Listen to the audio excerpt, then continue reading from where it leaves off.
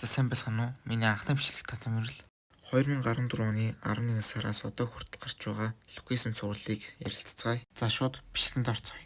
Webtoon маань нэг бүдүүн бачка ёо халуун байх шүү гэд эхэлтийн. Энэ нөхрийг логон гэх ба манай гол дүрийг дэрлэгдэг ерөн бүтэхгүй байрын хүн гэж хэлэхэд болно. Манай гол дүрийг Даниэл гэх ба сургуультай үргэлжийн дээрлэхүүлж байдаг. Нэг хэсэндээ сургуулийнхын амьдрал тамал гэсэн үг. Тэрээр ээжтэй дээрлэхүүлдэг гэдэг хэлж үзээгүй ч шилжмээр байгаа талаараа хэд хэдэн удаа хэлж үзсэн ч ээж нь эндээс нүүл байр савалдахгүй хэцөөлгөн. Даниэл ч ээжтэй "Манайх ямар ядуу байх нь ямар миний бүр юм. Та хоёр нь миний төлөө яг юу хийсэн юм бэ?" гэд уйлаад унтчихдаг. Нэг өдөр Даниэлийг дээрлэхүүлж байхад нь ээж нь сургуулийнх нь хаан ихтэйгээс гинт гараад ирдэг. Мэдээж их хүн бусын хойно хүүгээ өмөрөх хэдий ч Даниэл "Та намайг ичгэвтер байдалд оруулаад байна" гэд уурлана. Оройн чулж Даниэлийг гэртээ ирэхэд ээж нь ярилцах хэрэгтэй байна гэд хүлээгээд сууж байдаг. Ерөнхийдөө Даниэлийг сөүл рүү шилжүүлэхэр болсон ба ээж нь сургуулийн төлбөрийг төлөх учраас эндээ үлдэж ажиллаа хийнэ гэдэг. Харин Даниэл Сөүлд амьдарч шинэ сургуультай сурахаар болдог. Манай Даниэл ингээд Сөүлд ирлээ. Ирээд байжсэн чинь нэг хөөхөн охин түүнийг хараад байж идэв. Даниэл ч бодохдоо надад талтай юм хата гэд өөдөөс нь инээ. Гээд байжсэн чинь хаанаас ч юм бэ нэг залуу "Өө Мира, удаан хүлээсэн үү?" гэд гараад ирдэг. "Энэ одоо хин бэ? Танил чинь юм уу?" "Үгүй, за явцгаая." "Байж та энэ одоо хүүснээ жумалаад байгаа юм би. Алив тавьжий." Нөгөө охин нь залууга чангаас хараад аваад удаг.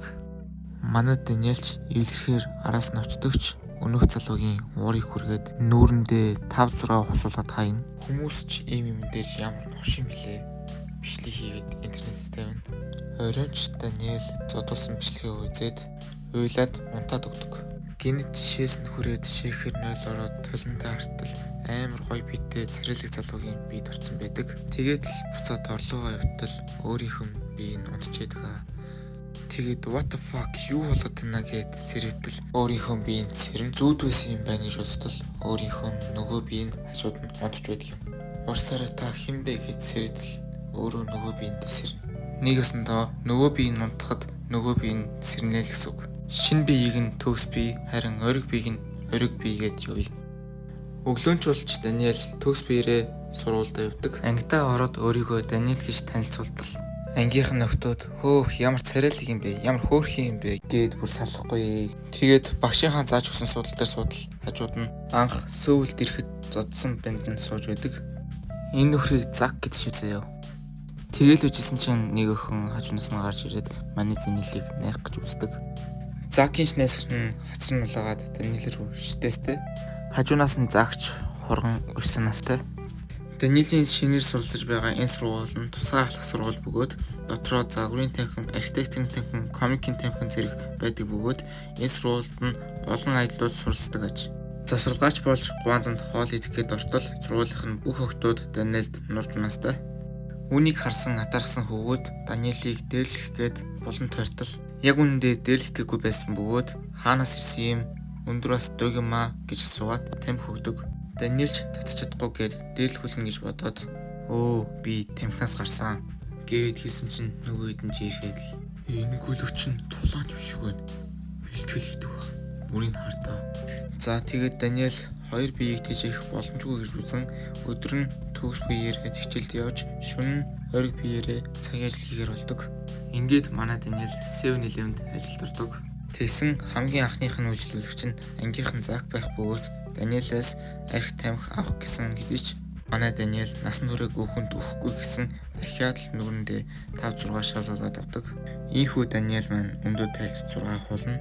Маргааш өглөө Даниэл сургуультай ирээд харсан чинь Закийн сууны өсөд нь "За хүч өдөр нэг гахаа зодоод боодгоныхын зургийг дарцсан" гэд томорч байдаг. Зак нь ерөнхийдөө дунд сургуультай нилээд ирээдүйд боксч байсан ч шантраад хайсан байдаг. Гэхдээ нөгөө хэд чинь сэдвээсээ бүр хазаагаад "Бүдүүн гахааг төрүүлсэн ээж нь ч ямар азуухан юм бэ" гэд ээж рүү ороод эхэлдэг байхгүй. Тэгсэн чинь манай Даниэл уурлаад "Хөөш та нар яриад эндээ байгаа юм шүү" гэд шаардлага тавьсан чинь Зак уурлаад "Ширийг өөрчлөлт хайнаа. Чи юу нь яг яах гээд байгаа юм бэ? аль босоод ирдэг хөлт минь гэд босоод Даниэлийг зохих гэсэн чинь шар үстэй хүүхэд болволдгаа энэ нөхрийг Жэй гэдэг шүү за. Гэсэн ч Зак Жэйг түлхээд Даниэлийг зөхтөгч. Даниэл маань өмнө баахан цохилж байсан болохоор цохилд хаанаас яаж ирдгийг мэддэг болчихсон ч ойрог бие нь бүдүүн байсан болохоор болтож чаддгүй байжээ. Одоо харин төгс биетэй учраас хөнгөн болтчихдаг. Заагч цохилтуудаа араас нь хийдэгч. Даниэл бүгднгээс нь бултаад байв. Энэ яаж миний цохилтоос ийм амархан бултаад байна? Арай тулаанч юм биш үү? Заагч гинтүүлэн дайрч чадсан ч Даниэл амархан хаачдаг. Энэ үед Даниэл өөрийг нь дээрлэгдэх байсан логоны цохилтыг санан гизэнд нь нийлэгддэг. Заагч газар дээрээ сүрэн ундаг. Энэ үеэр шин сурагч Закийг ганц л цохилтоор уулгаж авсан гэд сургуулаар л дүүрэн яриулж идэг. Оройнч Даниэл ажиллаж хийж байсан чинь нэг нөхөр орж ирдэг. Энэ нөхрийг Жихо гэх ба Даниэлийн ангийн хүүхдэдэг. Жихоч үгийн зүрхгүй хулгай игээд цуцчдаг. Даниэлч хараас нь явсан ч Закийн сууны өснөр ангийнхан дээрлүүлдэг хүүхдийг хулгай илгэсэн байж тардна. Тэгээд манай хоёрыг дээрлэхэд яг хооронд нь зодтолдуулах байсан чинь Васко гээд биеэрээ дүүрэн шивэстэй сахалтай ба ирээд аварнаа.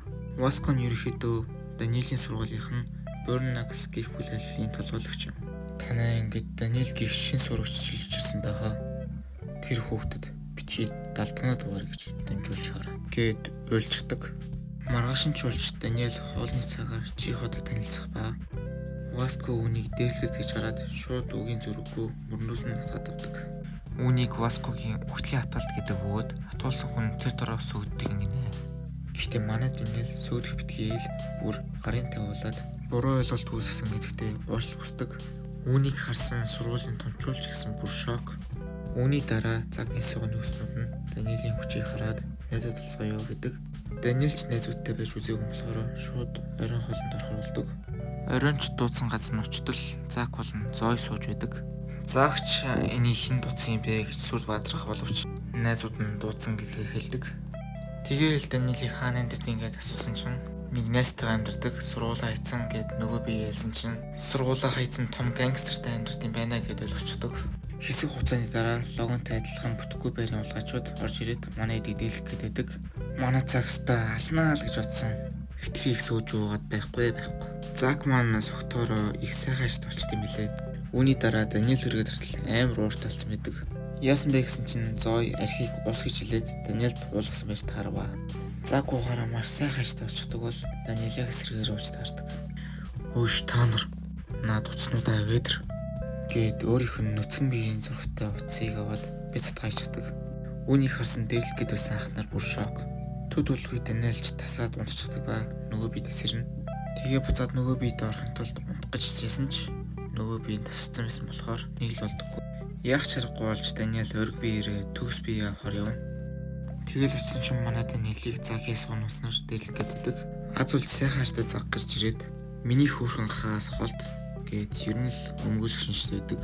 Хөөрхий хай байнга дээрлэх болно. Би чинь гоё юм үзүүлээ гэд гардаг. Зак Даниэлд яаж боксing цохилтын талаар зааж өгдөг.